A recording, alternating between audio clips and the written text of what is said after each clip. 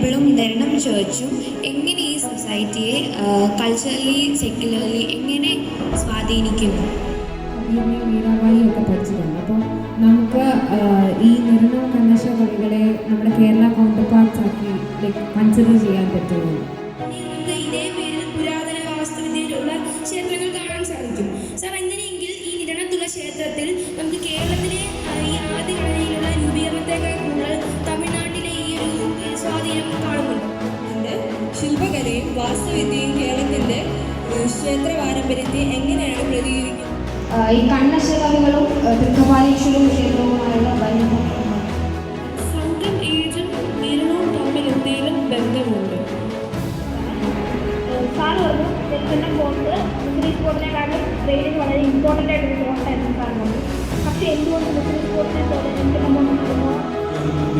ചരിത്രവുമില്ല എന്ന സന്ദേശമാണ് നൽകുന്നത്. അതുപോലെ തന്നെ മറ്റ് സുവിശേഷങ്ങളിൽ നിന്നും ഈ ക്ഷേത്രം എങ്ങനെ വ്യത്യസ്തമായിരിക്കുന്നു?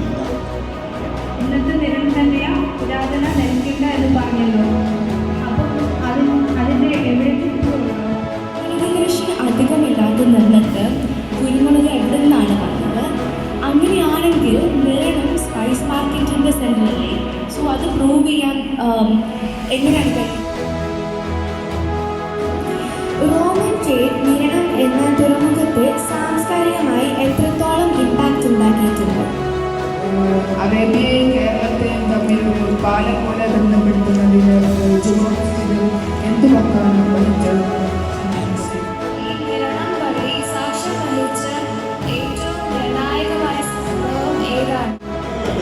ഈ പറഞ്ഞ സംഘ കാലഘട്ടത്തിൽ നടന്നിട്ടുള്ള ട്രാൻസാക്ഷനെ എങ്ങനെ മനസ്സിലാക്കണമെന്ന് ആന്ത്രപ്പോളജിസ്റ്റിന് മനസ്സിലാവുന്നില്ല.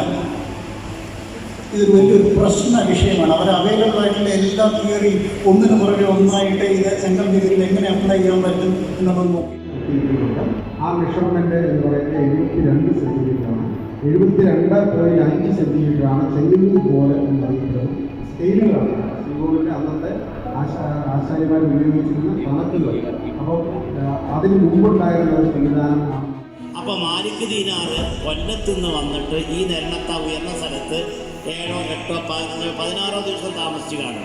ആ താമസിക്കുന്ന സമയത്ത് ഒരു തറ കെട്ടി. അന്ന് ആ കൂട്ടത്തിൽ ആരുണ്ടായിരുന്നു? മാലിക് ദീനാറുണ്ടായിരുന്നു.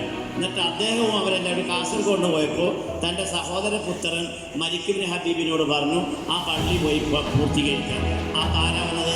മാലിക് ഇബ്നു ഹബീബ് തന്നെ. പേര് മാലിക് ഇബ്നു ദീനാർ പള്ളി തന്നെയാണ് അതിൻ്റെ പേര്.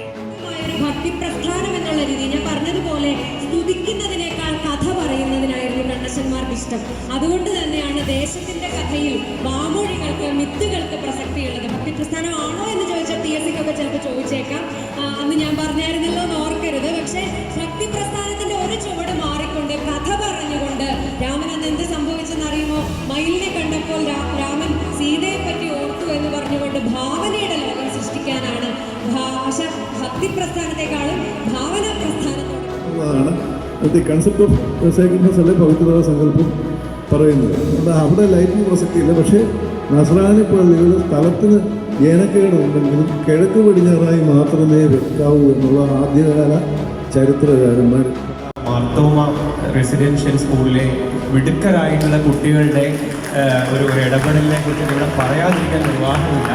അവരുടെ അധ്യാപകരും അവരെ ഒപ്പം ചേർത്ത് വന്നു. ഒരു സെമിനാറിന് 30-ലധികം കുട്ടികളാണ് തിരുവല്ലയിൽ ഇവിടെ വന്നിട്ടുള്ളത്.